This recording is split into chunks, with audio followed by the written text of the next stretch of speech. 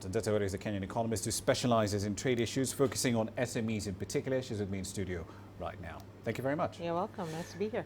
So, the United Nations Economic Commission for Africa had some very interesting numbers on this deal because they're estimating that in East Africa alone, it could boost trade by at least $1 billion, perhaps create at least another 900,000 new jobs as a direct result of it. But is this a realistic assessment, or are we being a bit too optimistic about this? Well, I mean, the fundamental reality is that they do need to sell the concept. And I think in Africa, the concept has been sold. I think in terms of those figures, they'll be really constrained by two issues. One is the infrastructure deficit. Even if we get all the tariffs and everybody agrees on all the tariffs, which will take its own time, the infrastructure deficit will fundamentally constrain the ability of people and goods to go across borders and investments. So I think that's one. So I think regionally there needs to be a lot more serious work around the political issues that are preventing sort of the infrastructure deficit from being addressed regionally. But more fundamentally, there's a domestic issue that each country has to address, where there are already domestic factors that constrain the capacity of African private sector, whether it's larger players or small and medium enterprise, from fully leveraging their ability to become productive and profitable and to cross-border trader.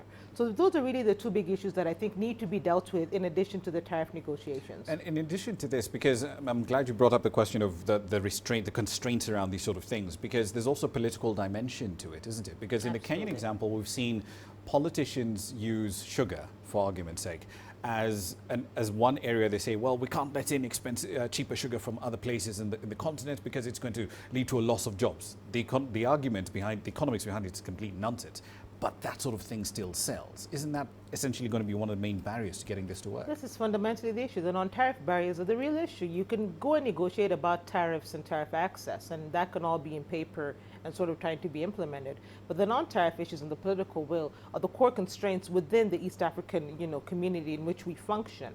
One of the key things I found in my research is that because a lot of governments are very nationally focused and are held accountable to national dynamics, they will often give up regional developments for the sake of national priorities. So a good example of that is in the manufacturing sector, where pretty much every country in Africa now has some sort of industrialization strategy. So when Kenya sort of goes into the region and says, listen, we're manufacturing all these things, let's sell them to your borders, what some of the neighboring countries say is that, no, we have our own industrialization strategy. We don't want to give up our market to you. Instead, come and build factories here, employ our people, and seed our market. So the real core issues that I think business people will have is those sorts of cross-border issues, but more fundamentally are the own domestic issues that they face that impede their ability to function effectively. Right, so trade ministers are going to be meeting in a matter of weeks to set out the ground rules on things like non-tariff barriers, payments, and so on and so forth, rules of origin, that sort of thing.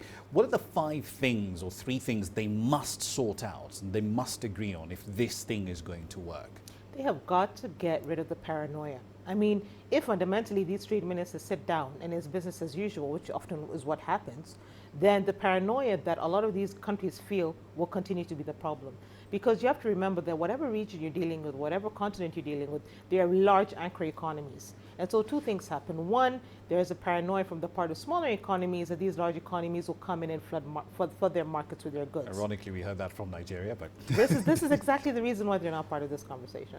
But on the counter side, in terms of the larger markets, they're like, particularly if you're a very populous country like Nigeria, the counter argument is that, well, we're this huge market and you people are going to flood your products. So there's a fundamental paranoia, which is really a poverty of commons, where everybody is really busy trying to do their piecemeal thing to get their agenda done in the context of poverty, but also in the context of election cycles. So I think one of the fundamental things that have to happen beyond the trade minister speaking is creating the technocratic structure that allows an implementation of these agreements beyond election cycles in whatever African government we're dealing with or whatever African country we're dealing with. All right, I'd love to continue this conversation, but we're time barred. Anzetse Were, thank you very much. You're welcome.